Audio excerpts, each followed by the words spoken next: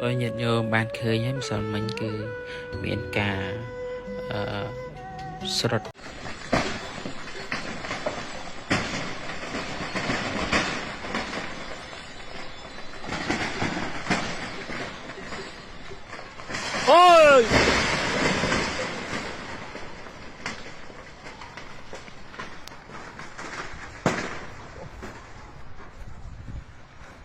ôi nhiệt nhô ban khơi nhé sòn mình cứ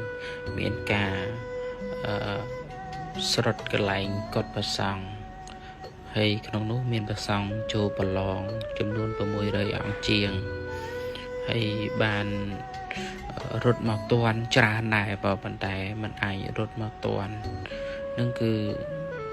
មានចំនួនប្រមាណ80អង្គដែរហើយតាមព័ត៌មានបញ្ជាក់ថា80អង្គដែរជាប់នៅក្នុងហ្នឹងគឺសកុត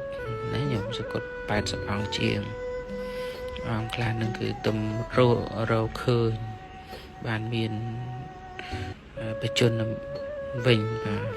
អង្គខ្លះនឹងគឺសកុតបាត់ហើយបាទព្រោះដោយសារអាគារហ្នឹងវាខ្ពស់ដែរហើយវាផុងទៅក្រោមហ្នឹងញាតិញោមណាហើយនេះកន្លែងផ្សេងទៀតមានការធ្លាក់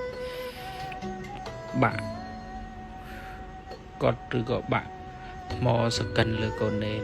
បាក់ដៃទៀតគួយសង្វេគមែនតើព្រោះម្សិលមិញនេះមានការជួយផែនដីជាខ្លាំងនៅទីក្រុងម៉ាន់ដេលេនៃប្រទេសភូមាហើយជាពិសេសនេះគឺតាមវត្តអារាមបាទគឺមានការខូចខាតច្រើនមែនតើព្រោះទីក្រុងម៉ាន់ដេលេគឺជាទីក្រុងដែលសម្បូរវត្តអារាមជាងទីក្រុងផ្សេងៗទាំងអស់ចឹងហើយនៅទីនោះគឺមានអាគារជាច្រើនជាពិសេសអាគារធំ3-4ជាន់ហ្នឹងគឺសម្បូរណាស់ព្រោះមានប្រសង់សិក្សារៀនសូត្រច្រើនប៉ុន្តែអកុសលអីឆ្នាំនេះណាបានត្រូវជួយដីយ៉ាងធ្ងន់ធ្ងរចំពោះប្រទេសភូមាជាពិសេសប៉ះពាល់វត្តអារាមអញ្ចឹងសរុបព័ត៌មានថ្ងៃនេះគឺប្រសង់សកុតប្រមាណ80អង្គជាងក៏ទូទាំងប្រទេសភូមាយ៉ាងមានតែចូលរួមសោកស្ដាយអាណិតអរគុណចាស់គ្រប់អង្គធ្វើម៉េចដែរញាតិញោមជីវិតវាអត់ទៀងចឹងហើយបាទមានតែធ្វើសេចក្តីល្អ